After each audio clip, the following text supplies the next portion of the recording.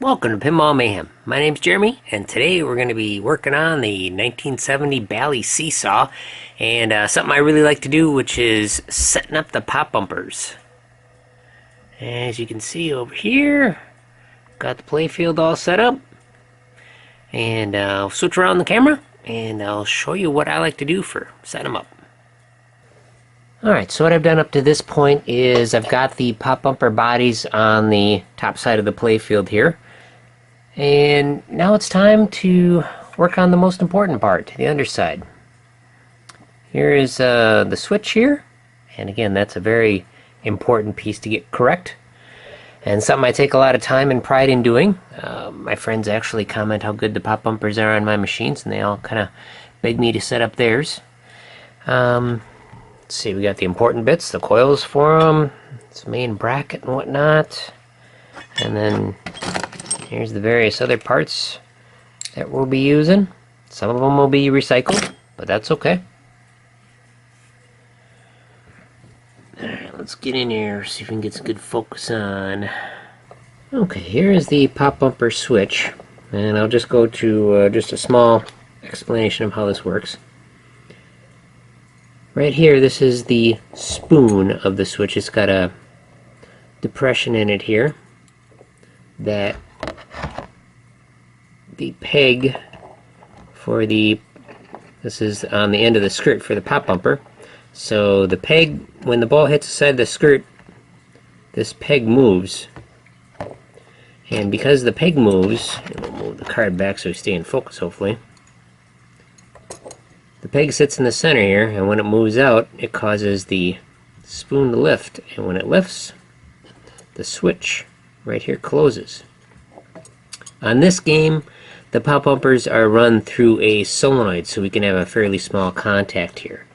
On some other games that I've worked on, Williams, for example, from the 70s, they use a rather large contact.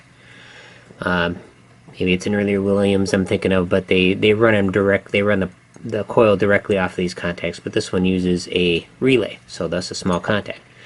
So the idea is you adjust. The primary thing to get here for adjusting it is you want it centered on the spoon perfectly. So when that spoon moves just a little bit, or excuse me, when the peg from the pop bumper skirt moves a little bit, the spoon will come up, and it has to be centered so it comes up when the skirt gets hit from any direction. So that's what we'll do next. With this pop bumper bracket, there's not much for adjustment here, but your adjustment after you get it bolted down is done by these top screws. So I will get this into position, and then we'll get it centered. Actually, what I should do first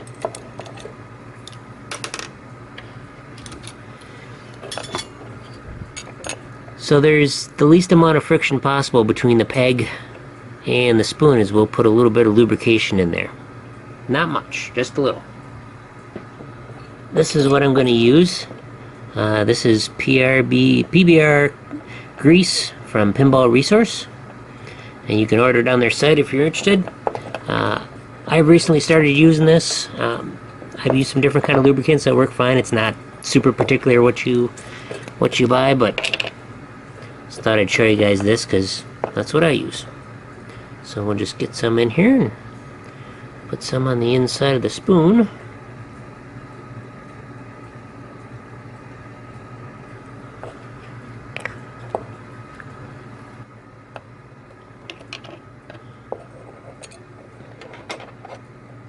Get that on there.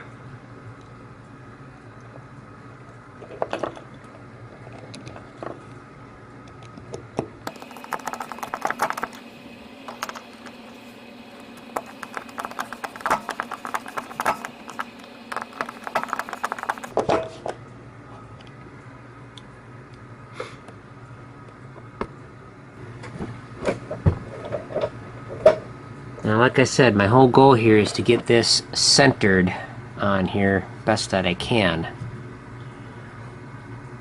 So We just kind of gotta look at it from all angles. Another test you can do is if I press down on the top of the spoon, you'll watch the peg from the skirt move slightly. I'm pushing straight down on the spoon. That means the spoon is not centered. So we'll loosen these screws up and center it till it doesn't move at all.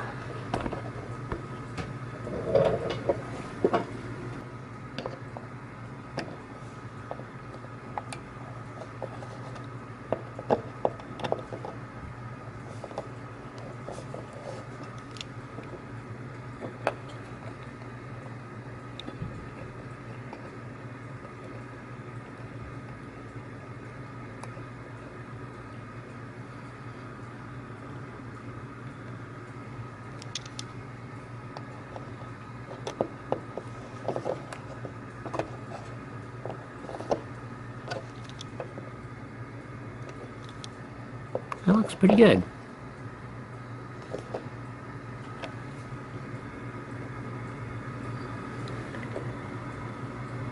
Okay, after I tightened up that back one, I need to readjust things a little bit. Sort of trial and error, and that's okay.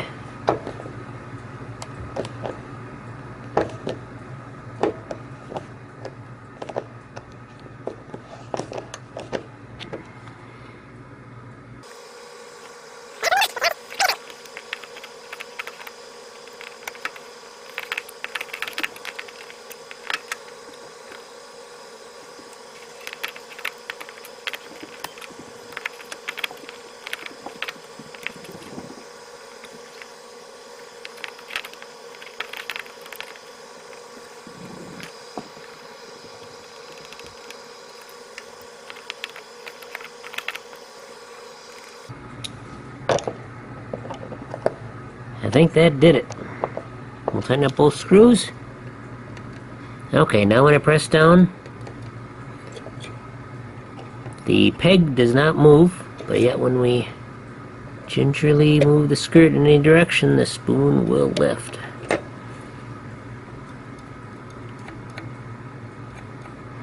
Okay. Now that it's centered, we need to move on to our other adjustments. First off, we need to make sure there's not too much pressure on the spoon where it's pushing onto the peg. This one's just about perfect. It's just a real light pressure on the peg here.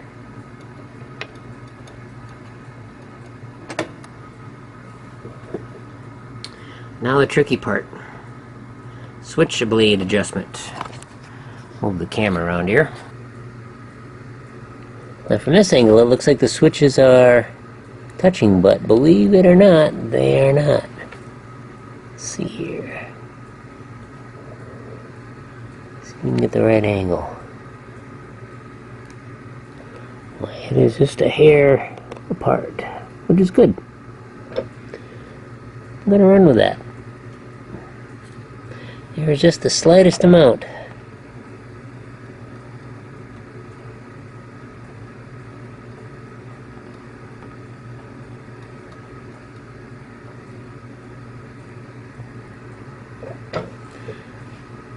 Alrighty. Okay. Here we've got the pop bumper bracket, a suitable coil, the piece that holds in the coil, pop bumper spring. On this particular model we got the top plate here, and we've also got the rod.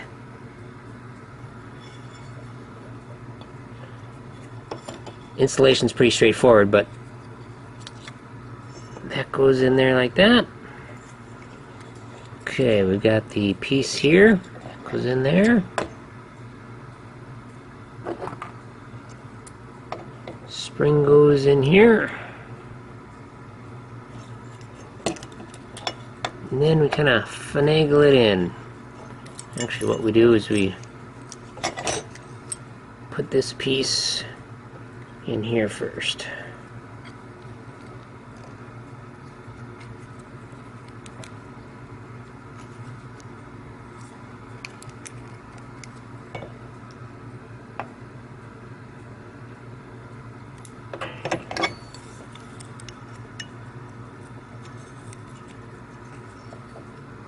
And that goes like that.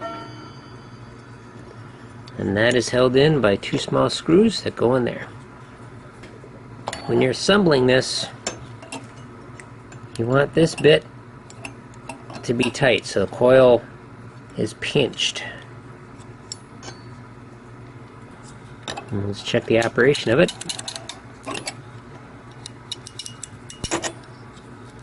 And this guy goes upside down. Get this adjustment piece out of the way. Goes like this. And this top blade here, that's for scoring. So when the peg goes sideways, pump upper, the coil goes like this, pulling the ring down on top and lifting this piece right here. 2 nuts go on here, 3 screws. And we'll just make sure that this switch is working properly. We'll call it good.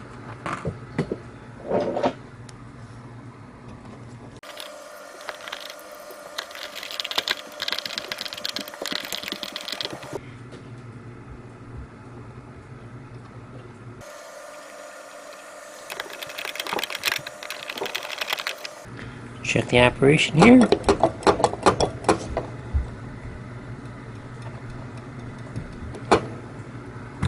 Also, when you're checking the gap in here, you can listen for it. It'll make just a small clicking noise when the points touch. That'll do it for today. Thank you very much for watching. Okay, here's a little extra. I thought I was done filming, but I'm working on the second one here, and I have loosened these screws up and adjusted it to the best of my ability, but it's still going toward the back. So the spoon is not far enough forward. So, what's the fix? What we have to do in that case is unscrew this and move the bracket forward.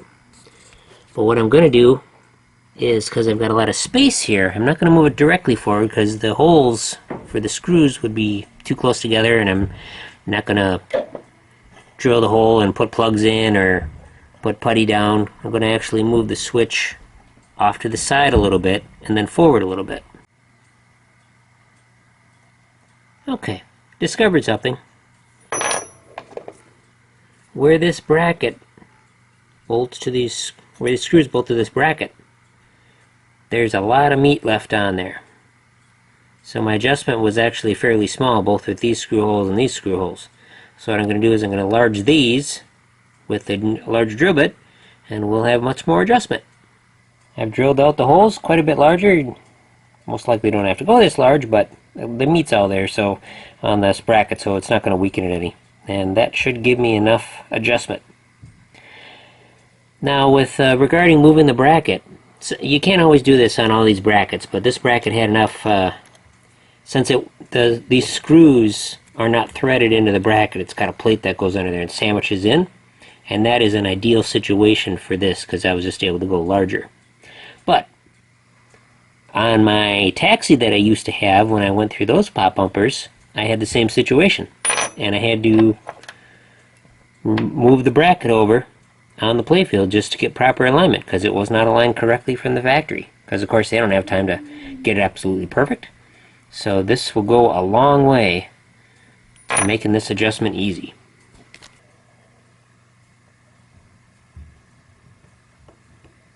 Okay, adjustment is made, and it works great. I actually had to do it a few times just to get it straightened out there. And again, just to recap, we're just making sure that we got enough tension on here. Alright, so you see how the cap moves down just a little bit when I press on it. So I will take the leaf adjusting tool here. We'll get in there and we'll bend it down just slightly.